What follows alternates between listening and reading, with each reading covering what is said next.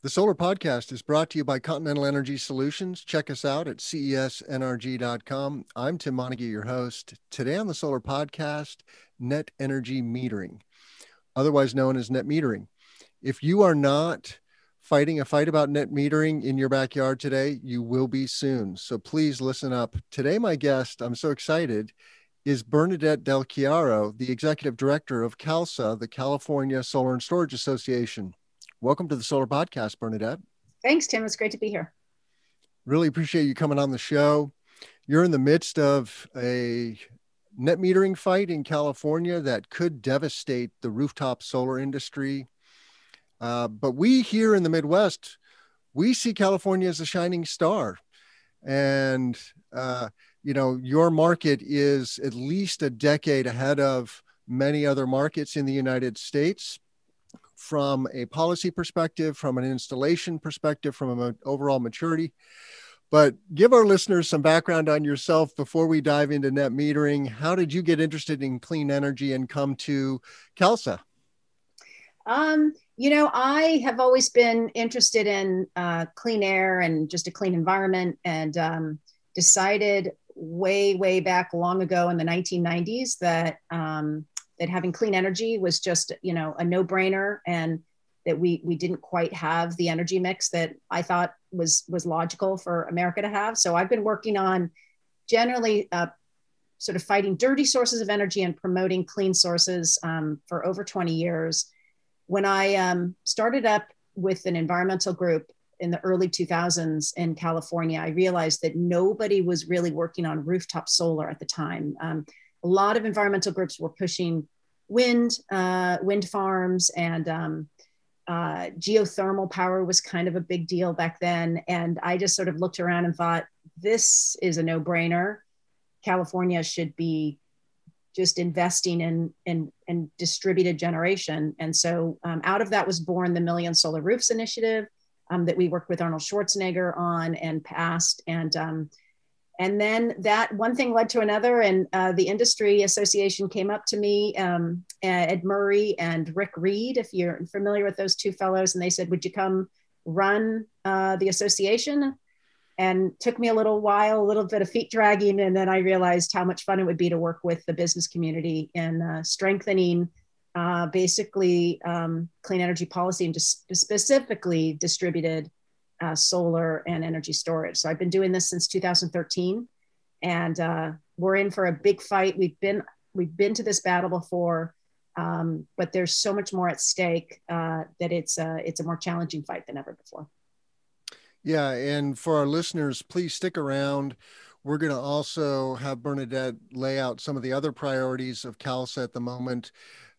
You can think of California as the canary in the coal mine. Where California goes, what happens in California will eventually happen in other parts of the country.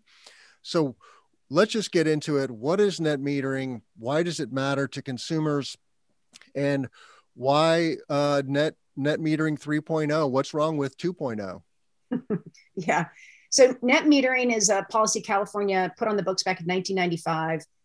It did two main things. It first of all, it protected consumers with solar on their roof from any kind of fees or charges or any kind of discriminatory action by the utility to treat a solar user differently.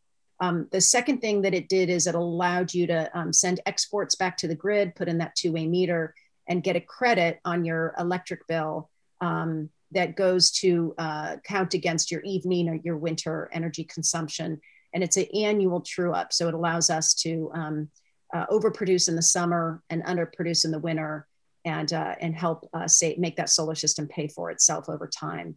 So as a result of net metering, in combination with some rebates, the federal tax credit, investment tax credit, and some other policies, we have built a 1.2 million strong solar market in terms of the number of actual individual distributed generation systems interconnected to the grid. We're at 1.2 million, over 10 gigawatts worth of DG, which is huge. And it is helping shut down power plants and avoid expensive transmission investments and other things that would be required to meet California's growing demand for electricity, especially in the hot summer months. But it's it's up for review, and we can go into that. But that basic tenet of net metering, of the protection against discriminatory fees and or rate structures, and the ability to send energy back to the grid for a credit, is up for discussion right now and up for debate. Yeah, if you don't live in a state with net metering, you probably don't have a vibrant rooftop solar industry. Here in Illinois, a consumer can save $900 to $1,000 a year off their energy bill by installing rooftop solar. And that's a win-win, right? We're cleaning up the air, we're making the grid more resilient, and we're saving money at the same time. And of course, creating millions and millions of clean jobs in the process, so to speak. So it's a triple win for society. But the utilities are threatened by net metering. And here, even in my own state of Illinois, when we hit the 5% mark of DG, then the utilities will get to attack net metering. We have what's called retail net metering, right? And there's going to be a fight about that. They've already started to preemptively attack net metering. So what is the crux of the fight in California? So it's interesting. We hit the 5% cap in roughly 2013, 2014, and that's what ushered in these revisions to our policy. We are at retail net metering minus a couple of cents for public purpose programs, and what is at stake is a couple of different things. One is that export value. What would the utilities give you a credit for any exports to the grid? And then this issue of fees and charges and special rates. And so let me just step back and say, the Public Utilities Commission, our PUC, every state has something like it. They're the ones that have been charged with this decision of managing net metering going forward in California. There is no cap on California's net metering program. So that's actually a significant fact. And it helps to explain why the utilities are so concerned about this program and really fighting it very, very hard, and why there's so much risk and so much at stake with this particular moment in time. That lack of a cap means that, we're at 10% right now, roughly, of ratepayers have a solar system on their roof. Technical potential, we could get to 70%. And I think the utilities just, see the profit loss that would come their way if people consumed less energy from a centralized grid. And so what's at stake is the Public Utilities Commission has opened up a proceeding that we expect them to have a final decision sometime in November of this year. Opening kind of comments were just filed 2 weeks ago. So now we know what the utilities are asking for. And there's just going to be basically a 6-month long, drawn out process to come up with the best decision possible. Our hope, and it is actually the law of the state, that this net metering policy, while there may be some modifications as we go forward and as we get deeper and deeper penetrations of net metering in California's grid, that it is that the market continues to be able to grow at about a gigawatt a year is what we're doing today, and that we start to see more and more energy storage systems paired with the solar panels so we can make that sunshine at night. If we can pull that off, then California will continue to be a national clean energy leader, a place to look to for, what to do in your state. But if we get it wrong, it will drag the whole DG market down with it throughout the country, and it will be very difficult to save net metering in other states. So a lot's at stake. We feel a lot of, the weight of our, 2,000 plus businesses that operate exclusively in the DG space in California and our, 70,000 employees. It's a heavy burden. It's a lot. There's a lot at stake if we get it wrong. Happy to dive in and talk more about it and explain what the utilities are proposing and kind of go into where things are, wherever you want to go, Tim. Yeah, we'll get into those details. Before we do that, the other important point of context, I think, is that California was the first state to mandate solar on new construction, starting with residential. that rolled out, I think, in 2020. How is that going, and how does that relate to the net metering fight? It's a great question. Yes, it's going. The way the mandate works is if you filed for a permit before the mandate took place, then you're not under the mandate. And so we're just now starting to see new construction projects, new single family home developments. It's actually 1, 2, and 3-story buildings are caught up in this solar mandate. So yeah, we're starting to see those buildings go up, and the mandate is working fine. The problem with it as it relates to net metering is if the Public Utilities Commission, a different state agency than the one that mandated solar on new construction, if the Public Utilities Commission gets net metering wrong, and it suddenly throws the economics of rooftop solar, disrupts the economics, the savings that consumers can benefit from, then it jeopardizes that new solar homes mandate, because that mandate, which is actually in California Building Code, can only take place and hold if it has positive economics for the consumer. It has to result in savings for the consumer. Mm-hmm. And so if you disrupt those savings, then the entire policy will likely get thrown out. So it's a lot of people think, well, with that mandate, you guys' market is fine because you're going to at least have that as your baseline, and then anybody else that wants to retrofit their home on top of that. But it's actually not at all true. There's an escape valve with any mandate, and if the economics get upside down, that will be triggered, and we won't have the mandate. Yeah. So the future of net metering is all the more important, and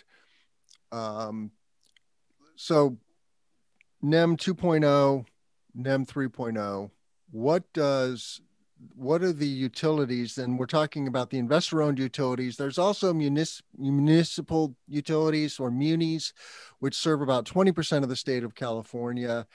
Net metering doesn't apply to them. They make up their own rules. Some munis are friendly to solar, some are antagonistic.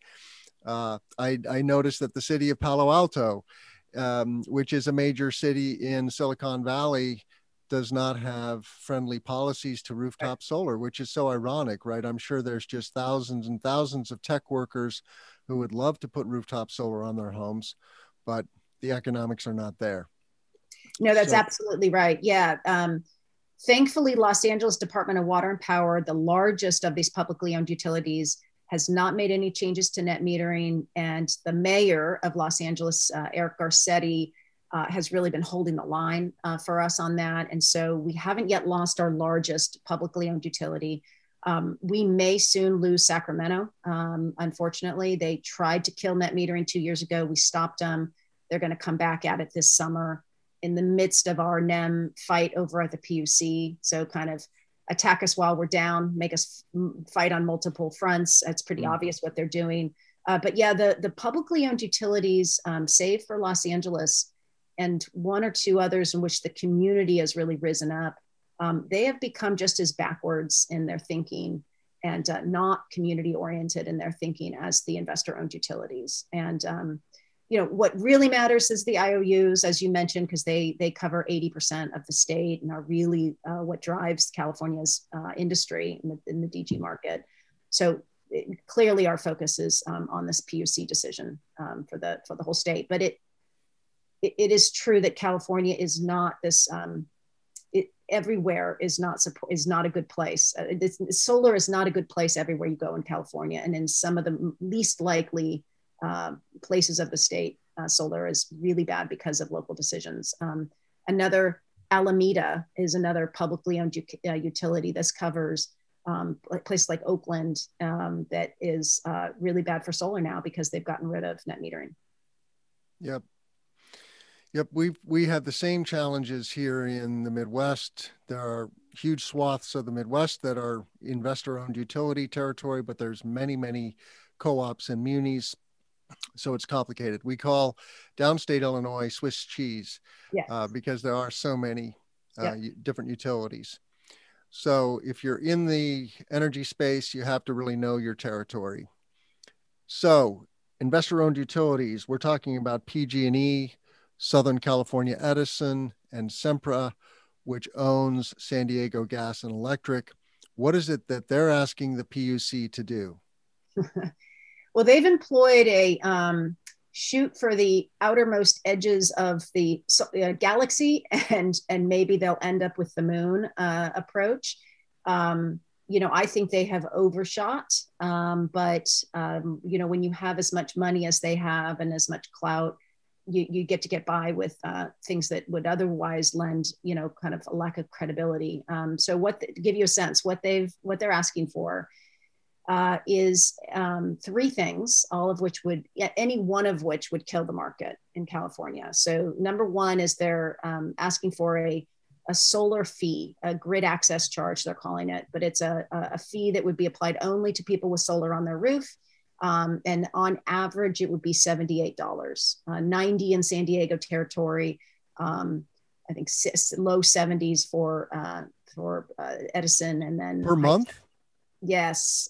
Oh my goodness. Month fee. And for commercial, it would be we calculated for a 250 kilowatt system. It would be close to $1,000 a month, regardless of exports, regardless of whether or not you have a battery. It's just because, as they calculate it, you are not buying our energy. And so because you're not buying our energy, we're going to charge you for the energy you're not buying. We're going to essentially charge you for that solar system, that self-generation that you're making for yourself. And so it'd be a fixed charge. And so you imagine, that's why I kind of joked about the edge of the galaxy. Even if they got $40 a month, we don't pay fixed charges right now in California. The economics are such that any kind of large fixed charge is going to make a consumer upside down and create the long payback periods that will kill the market, except for the super wealthy that, money's no object, which is no way to build a market, right? So they're asking for, like I said, $78 on average per month fee for residential, up, $1,000 for a 250 kilowatt, and it gets bigger, the bigger the system. So that's number one. Number two is they want the export value for the energy you put back on the grid, largely on hot summer days when California needs renewable electricity the most. They want to devalue it down to 5.7 cents per kilowatt. So right now, on average, we generally get a credit around 25 cents, just to give you a sense of our retail rate. You subtract a couple of cents for that net public purpose programs, and we're at 22, 23 cents. Is what the export value credit is worth for California residential consumers today. You go down to 5.7 cents. So it's a 77% reduction in the export value. Again, even that alone is going to throw the economics way out of reach for most everyday consumers that need a payback period under 10 years, as we're all familiar with. The third piece that they're asking for is a monthly true-up. So get rid of the annual true up, and you zero out your credit every single month, which basically, in a state like California, where it's all about the summertime, it renders the economics of solar pretty obsolete. And it actually is the opposite thing the state of California needs. We have an abundance of energy in the winter, not a huge demand. And we have scarcity of energy in the summer and a huge demand. And this is what gets us into problems like what we saw last summer. The last thing California needs is less solar power in the summer, but that's what monthly true-ups would do. So any one of these three elements that they're asking for would basically put a stake through the heart of the California DG market. And then you kind of go, even half, even if the PUC gives them half of what they're asking for, it is still going to kill the market. And they would, they're claiming that they care about poor people, that this is about cost shift and about non-participants. And they're trying to play frankly, the equity card and the race card without any facts or truth behind it. And then they're just reaching behind the meter, trying to prevent you from generating your own electricity. So that's the landscape of what they're asking for. And then there's a whole range of other groups that are part of the proceeding that are somewhere around where they are at, or maybe closer to us. But we have, some ratepayer groups, low-income ratepayer groups that are on the side of the utilities on this. We even have some environmental groups that have really gotten their thinking sort of turned upside down to where they want to charge a fee on the general market solar in order to create a pot of money for low income solar. That fee, of course, would render the economics of the general market such that the general market will die away and we won't actually create the fund. As somebody who's sort of studied and been involved in environmental policy for a long time, you don't tax good, right, to promote good. You tax bad to promote good. That's how you utilize fees and charges and taxes to change the economics of a society toward good behavior. So to have an environmental group wanting to tax solar in order to pay for solar is inefficient, and it just won't work.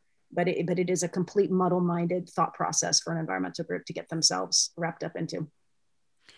So the authority that is going to make this decision, though, is the Public Utility Commission, the PUC, right? Correct. Which is 5 commissioners? 5 people, of whom all of which are appointed by the governor. Some of our 5 were appointed by Jerry Brown. 3 of our 5 were appointed by Gavin Newsom. So Gavin Newsom, our current governor, has a huge role to play. And governors typically do get brought into these kinds of high profile, high stakes regulatory decisions. And we absolutely plan on seeking his involvement in this case. It'll be critical that he is, weighs in on this issue. And is CALSSA's position just leave things the way they are, or are you looking for some revisions to 2.0 as well?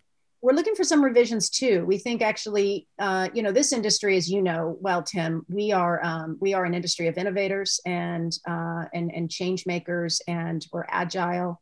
And frankly, innovation and change helps us usher in new technologies that make us better as an industry. So we are looking for 2 main changes. One is we actually think the equity issue of who's going solar and who can afford solar is an important one. To give you a sense of this, in California, about 5% of low-income ratepayers have solar on the roof. And to give you a sense of scale, overall, 10% of California ratepayers have solar on their roof.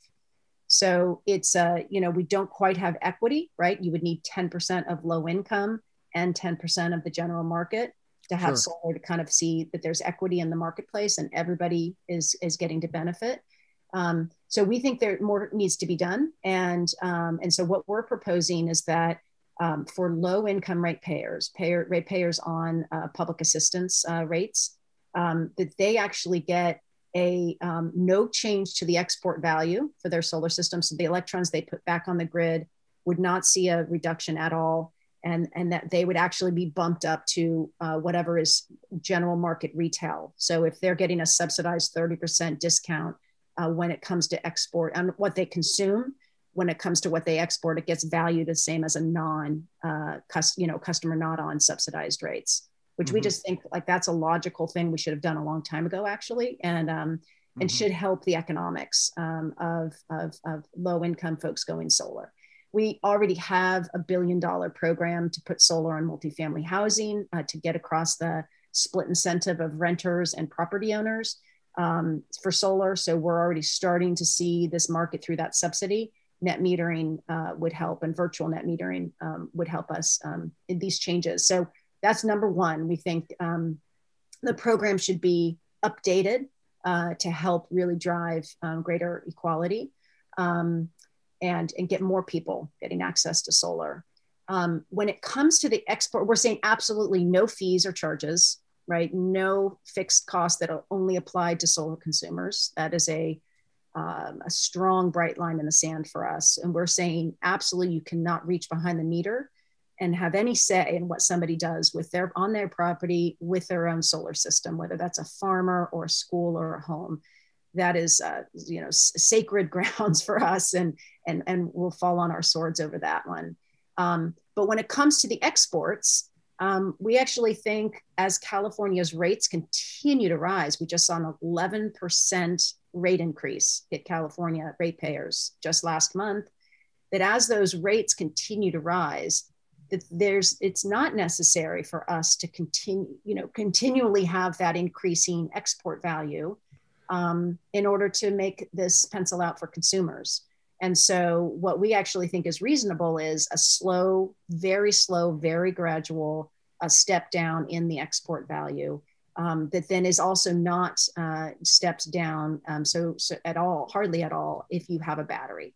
So what we're trying to do is shift the market towards solar plus storage and get people the incentive to store those electrons, more of those electrons during the day for use in the evening, when California really does have a need for that, right? We talk about the bridge to a clean energy future. You know, that bridge is energy storage, and the economics are not quite there yet for most consumers, unless you really want it for backup power, which a lot of people do, but most folks don't have the kind of money to just buy something that doesn't pencil out. And so we really need to change the economics. So those are our two big visionary ideas that we think would allow us not only to keep supporting this industry and supporting the growth in this industry, but importantly, create equity in the market and at the same time usher in true growth for energy storage.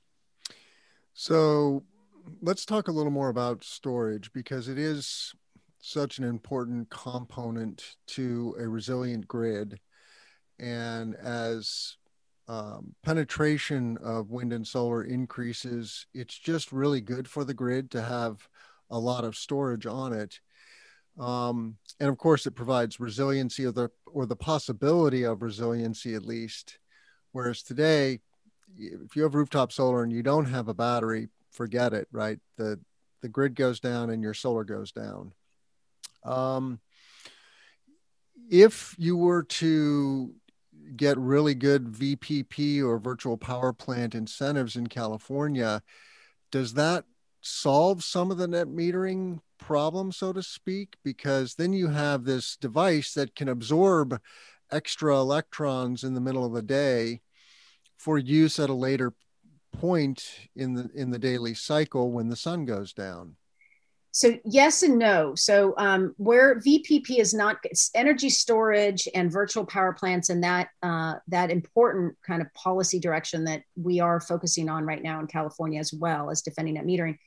But there will be no good virtual power plant market if the utilities get these fixed charges, right? So if the economics of having solar on your roof and a battery in your garage come with a $90 a month fee, we're not going to have people installing these batteries to then be able to deploy, whether or not there's a export during the day or it's an export at night on demand, or whatever is the interactive mechanism of distributed generation with the utility and with the grid is kind of irrelevant if nobody's going to bother investing their own money in the system because of these fees, these discriminatory fees. So that's why that we kind of say that tantamount to this whole thing, this whole vision of clean energy in California, keeping the lights on and moving toward clean, fossil free future, is to protect the ability to put these systems and invest in these systems on your property, business and homeowner and apartment buildings alike.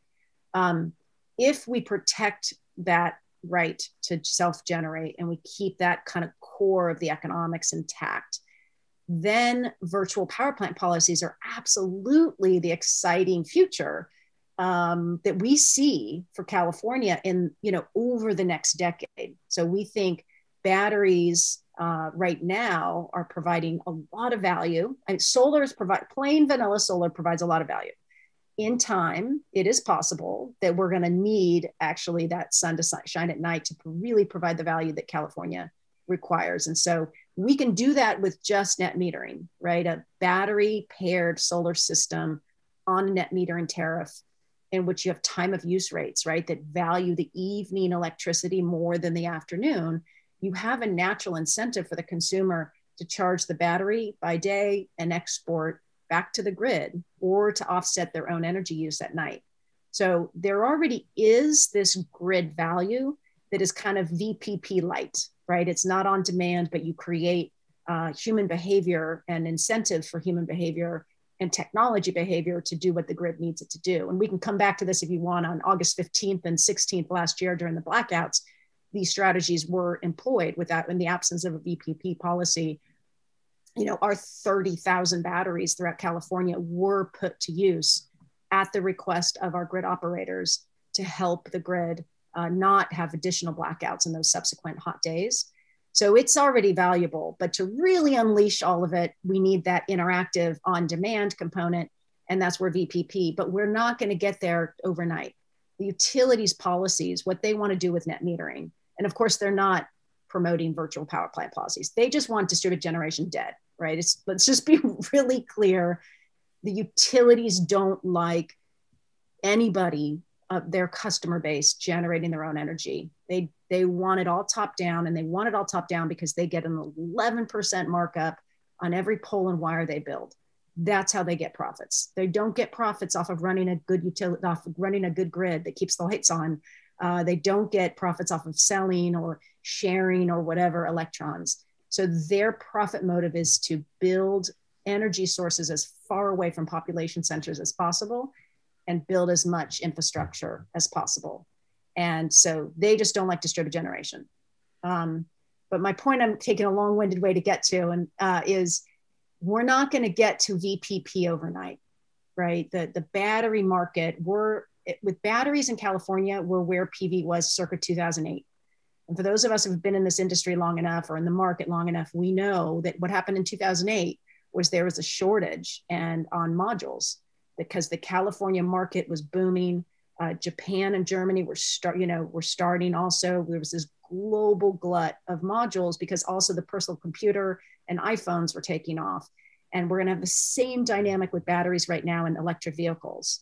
There's just the manufacturing needs to ramp up, and public policy needs to set clear roadmap of we are here, we're in it for stationary storage, we're in the business, ramp up production, and there'll be a market, when you do. That kind of uncertainty right now is there for the battery manufacturers, and we don't quite have the capacity. So our whole message to California energy regulators is recognize where we are in the development of this still nascent industry and give us that glide path, 10-year glide path to get to that 1 million solar charged batteries, just like you gave PV 15 years ago, a 10-year glide path. We will get our prices down, we will install it, and then we'll be able to link all these batteries to really max out what they can do for the grid. But you can't make those changes overnight and expect batteries to be the parachute that saves everything. Okay. Thank you for that clarification. I think you need to check if you can stay on for a few more minutes. Yeah, you're good. Okay, great. I want, so let's talk about the PUC a little bit, because I want our listeners to understand how it is that they will come to their decision. There is a formal process, right, of hearings where people will come and testify. And of course, it's going to be two sides at least, maybe multiple sides. And it sounds like the utilities have already been successful at dividing and conquering, so to speak, which is a tactic that they are famous for. Splitting the clean energy interests into multiple interests, so to speak. But how will these five people come to their conclusions, and how influenceable are they, or under the influence are they of the IOUs? They will, there's a judge that presides over the California Public Utilities Commission decisions like this. So it is a semi-adjudicatory kind of process, a legal process with testimony and cross-examination, very, very resource intense process if you want to have a seat at the table. And the utilities, again, we have one lawyer working with us, and they have a gaggle of them working for them. So it is kind of an out-resourced David versus Goliath battle within the PUC. They listen to testimony. They will take meetings. The commissioners will take meetings, private meetings with stakeholders. And they obviously listen to the world around them as well. And they are not immune to the broader dynamics. And so this is where it's just critical on these types of decisions. We saw this in Nevada, right? There were 3 members of their PUC, all appointed by the governor. And they all caved to the interests of the regulated Nevada Energy Regulated Utility and killed net metering.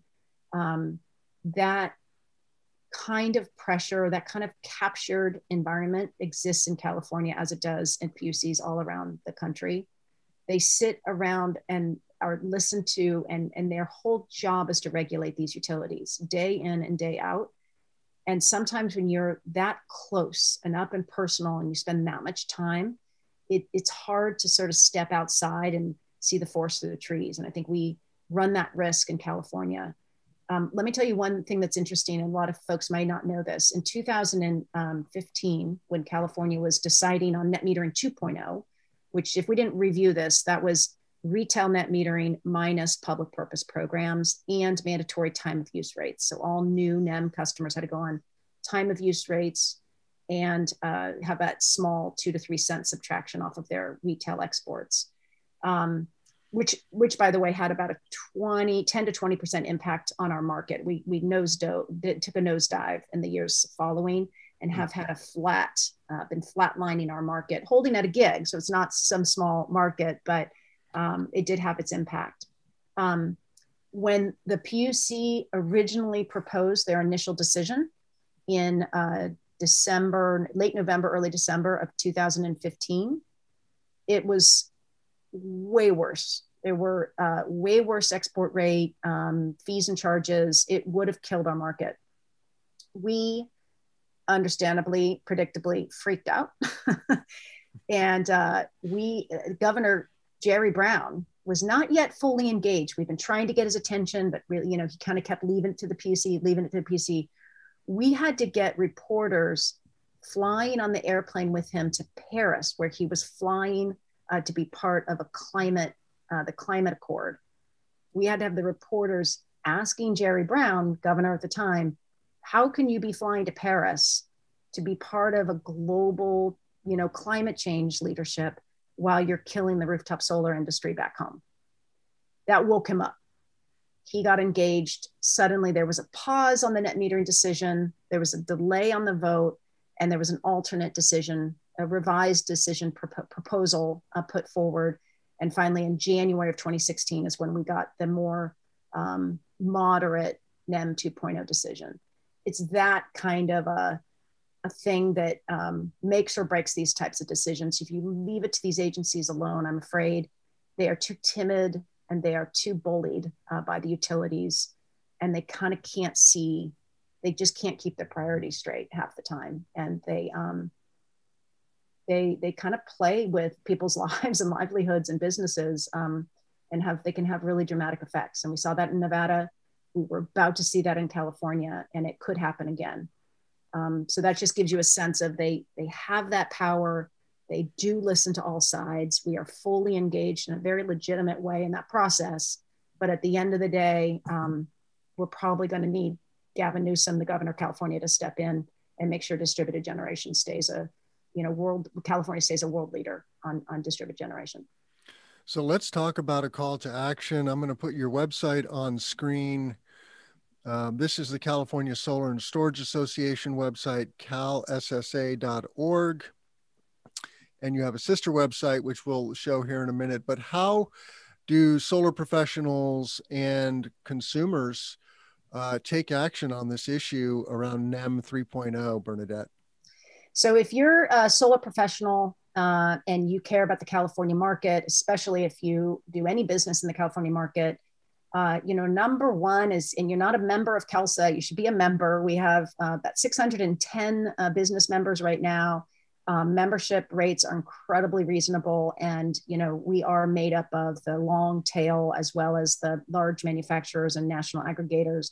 But you should join CALSSA. There's really kind of no excuse, and we offer tremendous value above and beyond fights like these. So that's number one. If you're already a member, You should donate to our NEM campaign. We've got about $1 million of expenses that are not normal and that are just dedicated to NEM, and we're not there yet. So we could use your financial support above and beyond membership. And then the third thing is get involved in our campaign. So you mentioned the Save California Solar website. This is our public-facing campaign. We're partnering with the Solar Rights Alliance, which I'll come back to, and other a whole coalition of environmental groups and others to just sound the alarm, bring some sunlight into this PUC decision, bring the public's voice into it, and make sure everybody understands what's at stake and how they can get involved. And you'll see at the top of the page, we have 2 action items. The 2 main things we want people to do is sign a petition. That petition goes to the PUC as well as Governor Gavin Newsom. And then we have an endorsement. So for businesses or organizations or elected officials, we are amassing a big list of endorsers. We're up to about 175. And we're looking to grow that list dramatically. So those are the 2 things. Let me just mention the Solar Rights Alliance is a really important organization. They are the group of solar users, the voice of solar users in California. And they have over 25,000 members now, people of those million consumers. They represent about 25,000. And they were just getting started of making sure that California consumers know about them. So if you're a solar user and you want to get involved in this fight, you should go to the solarrightsalliance.org. Sign up. It doesn't cost to become a member, but get involved in this campaign through them. Solar Rights Alliance? Yeah, solarrightsalliance.org. Okay. I'll put that on screen here too. Right. So they're just to clarify, the Rights Alliance, they're only a California organization. Is that right? Yes, they are just focused on California. They partner with Solar United Neighbors, if you're familiar with that organization based out east. And between the 2 groups, they're hoping to be able to cover the whole United States in terms of giving solar users a voice in these types of critical policy decisions. So the Solar Rights Alliance is California focused and is really, really, really, because of the California market, sort of reflects back that it's that self-generation, diverse marketplace that we have thanks to net metering in California. And that's really its focus is protecting the rights of individuals to go solar without undue influence and obstructionism from the utility or from government agencies. And when you say Gavin Newsom may have to intervene, quote unquote, what intervention can he legally make? Oh, he absolutely within his legal rights to pick up the phone and tell the people that he has appointed to this agency that it is critical that California protect businesses, especially small businesses, which, as you know, small and medium businesses make up the lion's share of the distributed generation industry. And these are Main Street folks that employ people every single day and are incredibly meaningful part of our industry. So it's absolutely in his legal authority to say, you're not under my rule. Are we going to kill small businesses in California? Are we going to take a step back on clean energy? And absolutely, we have to keep the lights on in this state. People need solutions. PG&E is not providing safe, reliable, or affordable energy. And Gavin Newsom understands. He gets it. He understands that distributed generation is the future. And he knows we need some utility scale as well to get to 100%, but he understands it better than a lot of people, how important distributed generation is to that reliability and to that modernized 21st century grid. And really what consumers need is for the lights to stay on, for prices to not be ridiculously high. And we also, of course, need clean air and to solve climate change. And so he can pick up the phone and he can call his commissioners and he can say, you need to make sure that these goals that are my goals, my administration, are met. And, he's done a lot for PG&E. He's done a lot to bail them out of the crisis they got themselves into. out of complete malfeasance and irresponsible behavior. Right? They're convicted felons, literally for killing people because they did not maintain their poles and wires.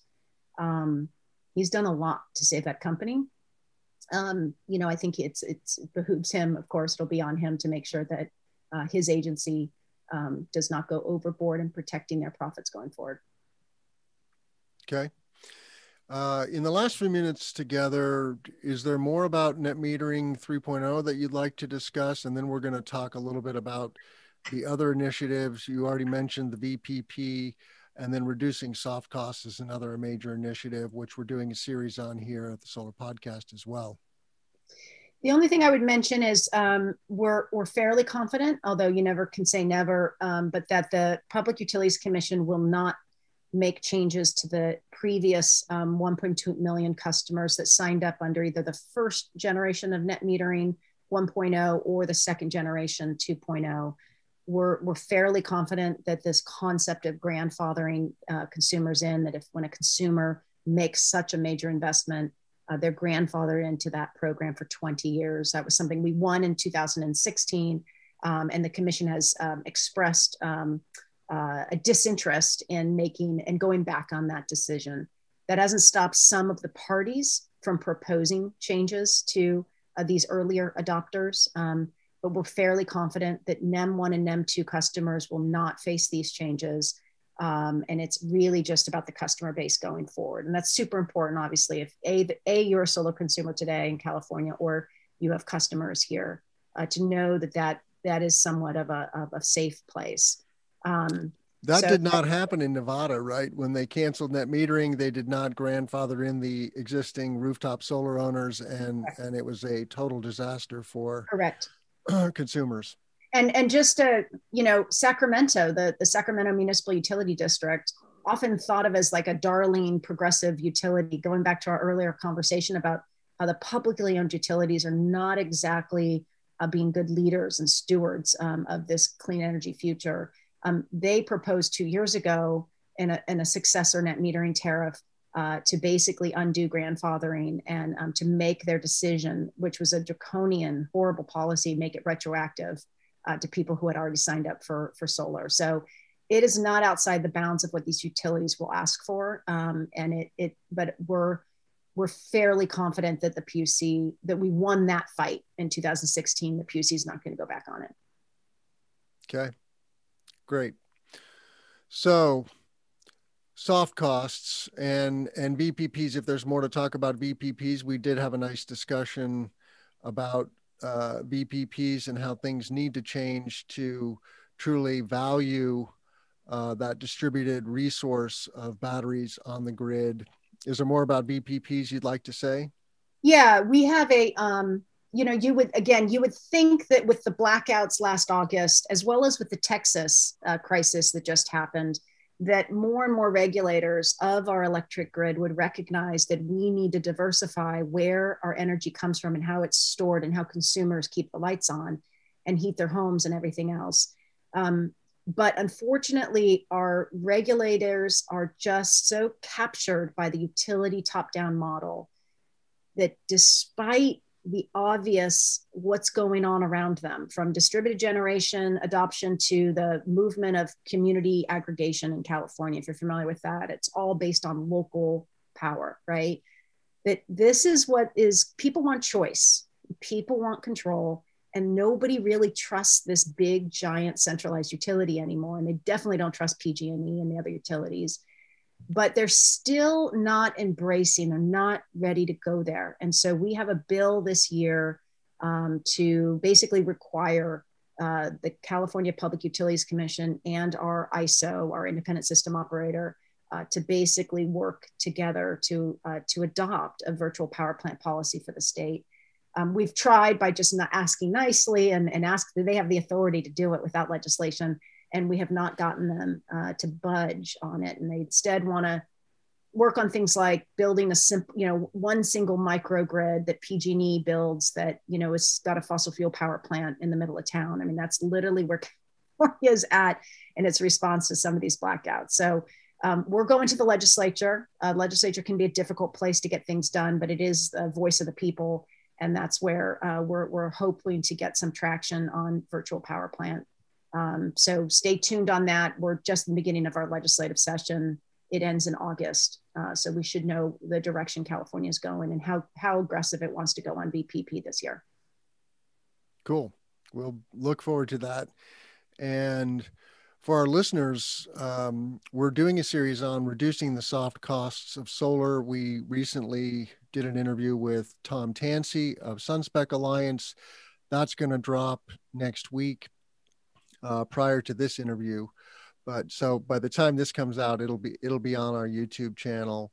And this is a hot topic because people recognize that in the United States, our soft costs are quite a bit higher than some of our peers around the globe, especially Australia and Germany, which are two quite mature solar markets. What's the issue, so to speak, and what could change for the better around soft costs as far as CALSSA is concerned? And I know that you're part of basically a national initiative, right? Yeah.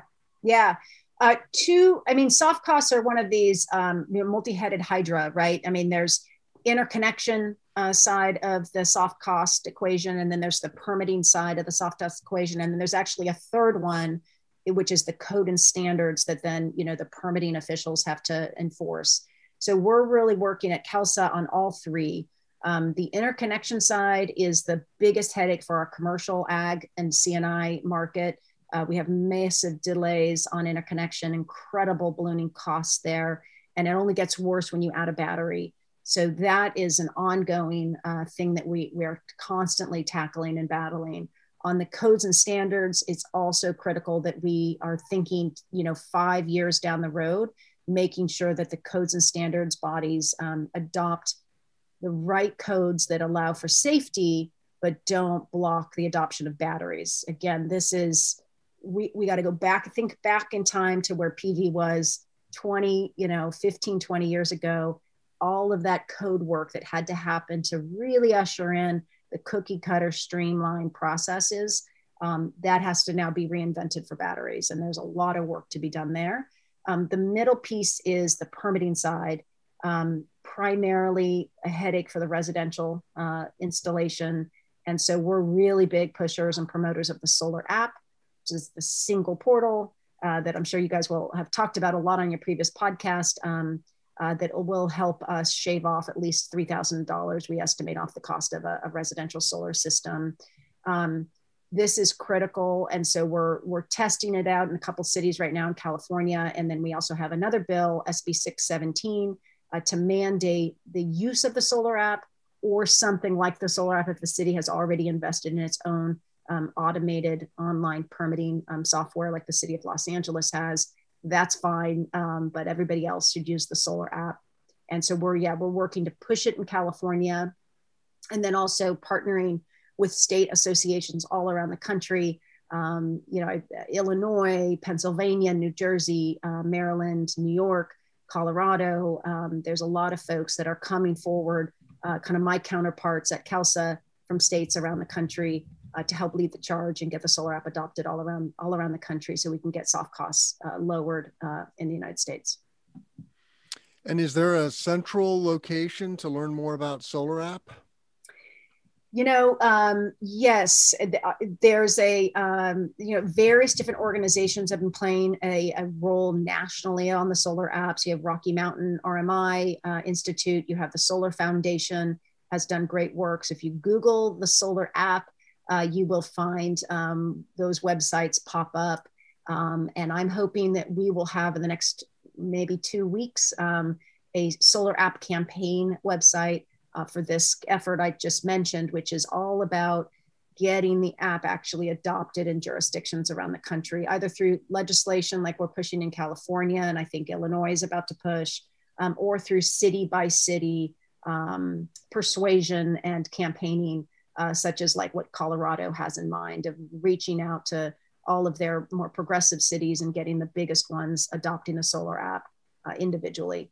solarappcampaigns.org, we hope to launch as a website in the next couple of weeks. Okay, great. Well, thank you so much for coming on the show, Bernadette. I want to make a couple of quick announcements. We are bringing you 2 of these interviews every week at the Solar Podcast. You can find all of this content at cesnrg.com/podcast. And it's also on YouTube. But mentioning soft costs, we just interviewed Mike Casey of TigerCom on this topic. He has a story out in PV Magazine with Jan Brandt. And so check that out. Financiers like Jim Spano talking about virtual power plants. Jim has a new initiative in Texas to bring 40,000 customers, third-party owned residential batteries made by Sonnen. So check it out at cesnrg.com/podcast. I want to thank my guest, Bernadette Del Chiaro of the California Solar and Storage Association, for coming on the show. Thank you so much. Thank you, Tim. It was great to be here.